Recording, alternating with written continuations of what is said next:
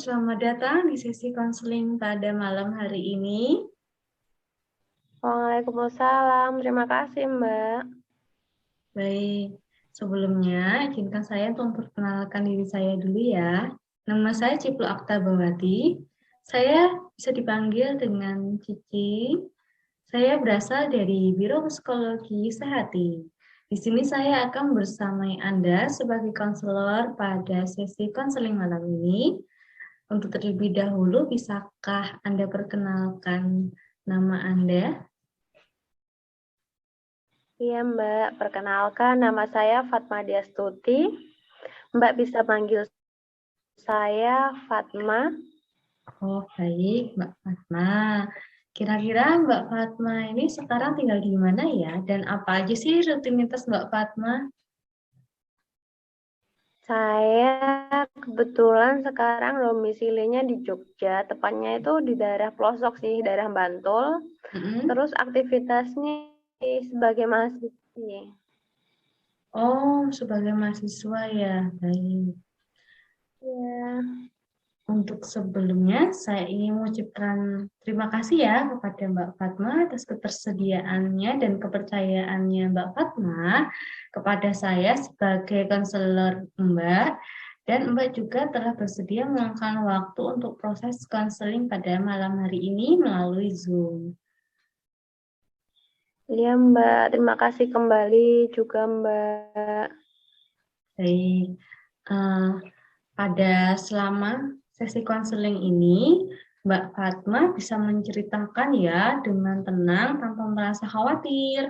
Semua hal yang Mbak Fatma ceritakan kepada saya akan saya jaga kerahasiaannya.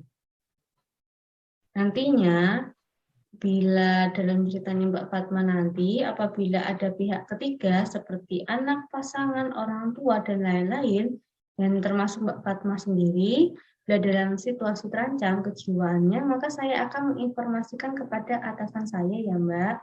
Saya merupakan Iya konselor Mbak. yang akan mendampingi Mbak Fatma di bawah supervisor psikolog Ibu Sinta. Jadi apapun yang Mbak ceritakan nanti akan saya jamin kerahasiaannya. Iya, terima kasih. Baik. Untuk berikutnya, apakah Mbak Fatma mempunyai pertanyaan? Untuk saat ini tidak. Baik, bisa kita mulai sesi konselingnya ya Mbak? Iya, Mbak. Oke. Untuk pertama-tama, hal apa sih yang membuat Mbak Fatma untuk memutuskan melakukan konseling pada malam hari ini? Jadi tuh saya tuh ini Mbak ingin konseling karena ini loh Mbak.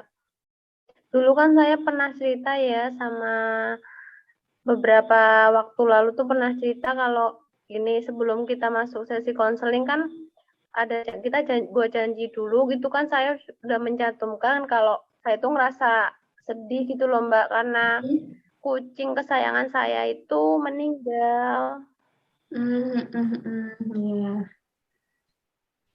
Terus kucing Mbak Fatma yang meninggal itu eh, hal apa Mbak yang Mbak rasakan pada saat itu Mbak?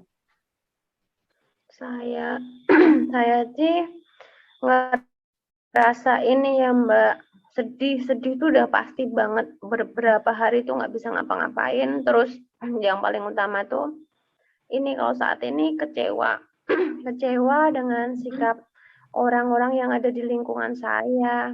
hmm, Kayak ini loh, mereka tuh kayak nggak ada empatinya. Kalau saya tuh sedang sedih, malah menyuruh saya itu untuk membuang kucing-kucing saya itu, kucing-kucing yang udah dewasa, anak bulu yang udah dewasa, ataupun yang masih anak-anak yang ditinggal induknya itu. Dan saya tuh juga dalam keseharian tidak semangat, tidak memikirkan ini tidak memikirkan tentang diri saya. Yang hmm. saya pikirkan itu cuman anak bul peliharaan saya itu. Ya ampun Mbak Fatma, sedih sekali ya Mbak ya berada di situasi seperti itu Mbak. Apalagi dengan kondisi seperti itu ya, lingkungan Mbak Fatma kurang mendukung ya, malah membuat Mbak Fatma jadi kecewa kan ya. Lalu pada situasi seperti itu, Mbak Fatma ada keluhan lainnya nggak, Mbak? Seperti fisik atau lainnya?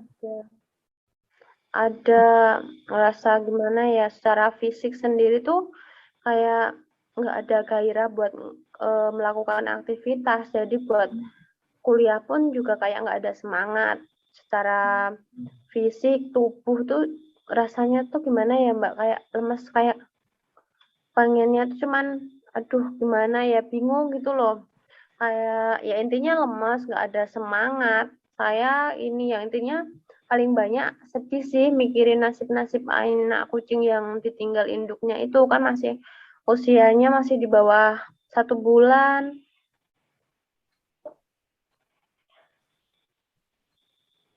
Dari kejadian Mbak Fatma itu banyak ini ya, Mbak ya, dampaknya ya, Mbak ya. Dari eh, semangat yang hilang, terus juga Mbak Fatma juga memikirkan ya, gimana sih nasib-nasib anak kucing yang ditinggal induknya itu ya, Mbak. Iya, Lalu Mbak Fatma gimana cara untuk mengasuh anak-anaknya itu, Mbak? kalau untuk ngasuh anaknya itu ya kan ini usianya masih di bawah 1 bulan, jadi masih kayak dikasih susu formula gitu. Susu formula yang tiap hari itu jadi saya bikinin buat anak-anak itu. Untuk makanannya itu juga masih lembek. Untuk saat ini sih karena ini ya dengan kondisi lingkungan saya yang nggak mendukung, jadi saya kasih pindah tempatnya. Jadi tempat tinggalnya itu terpisah dari saya. Saya tinggal bersama orang tua, terus kucing-kucingnya itu saya tempatin di rumah yang lainnya. Karena ya itu keluarga tidak suka. Jadinya karena hal tersebut kan terpisah rumahnya. Jadi tiap hari itu saya wirawiri memberi makan anak-anak kucing itu. Kadang saya juga kayak was-was karena gimana ya, kucingnya masih kecil-kecil terus ditempatin di rumah yang berbeda, sedangkan sekarang juga karena sistemnya daring, sedangkan di rumah yang ada kucingnya itu nggak ada sinyal, jadi saya harus surawiri bolak-balik buat pertama buat ngasuh anak-anak kucing itu, buat melihara anabul-anabul itu, terus ya di sisi lain juga saya juga harus ini tanggung jawab ya atas kuliah saya, ya gitu sih Mbak, jadinya wirawiri. Jadi ceritanya Mbak Fatma nih seperti Mbak Fatma cukup kerepotan ya, harus ngurus kucing, Iya, terus juga mikirkan hal-hal yang lain ya, seperti kuliahnya ya, Mbak ya. iya Mbak. Baik, dari ceritanya Mbak Fatma tadi ya, saya seperti mendapat kesimpulan ya, Mbak Fatma ini merasa kehilangan karena dengan kucing kesayangan Mbak Fatma tadi kan. Lalu Mbak Fatma juga ditambah merasakan kecewa dengan lingkungan sekitar Mbak ya, yang kurang mendukung di saat kondisi seperti itu. Terus juga Mbak juga merasakan adanya keluhan lainnya seperti fisik ya tadi, terus juga tidak Iya, bersemangat, jadi lemas. Sementara dari semua itu Mbak Fatma juga ada kekhawatiran, rasa gelisah ya Mbak ya, memikirkan nasib anak-anak kucingnya tadi yang ditinggal ibunya bagaimana, perawatannya, makannya, tempat tinggalnya. Ditambah lagi Mbak juga harus ada tanggungan kuliah ya Mbak ya. iya, Dari masalah Mbak Fatma juga, saya juga pernah menemui permasalahan yang sama. Teman saya juga pernah punya kucing dan meninggal sama seperti Mbak Fatma. Dia juga kerepotan juga sih ngurusin anak-anaknya itu. Teman saya pada saat itu ya saya mengerti kondisinya cukup berat. Tapi Mbak hmm, Fatma hebat ya, sudah bisa bertahan sampai saat ini. Mbak Fatma mengurus semua anak-anak kucingnya itu. Ditambah lagi Mbak juga dengan ada kesibukan lain ya dengan kuliahnya, itu sudah sangat luar biasa gitu. Saya apresiasi sangat. Oke, baik Mbak Fatma. Eh, pada sesi konseling malam ini, apakah ada yang ingin Mbak Fatma ceritakan lagi? Saya rasa untuk saat ini udah cukup ya, Mbak. Baik, oke. Kita cukupkan sesi konseling pada malam hari ini ya Mbak.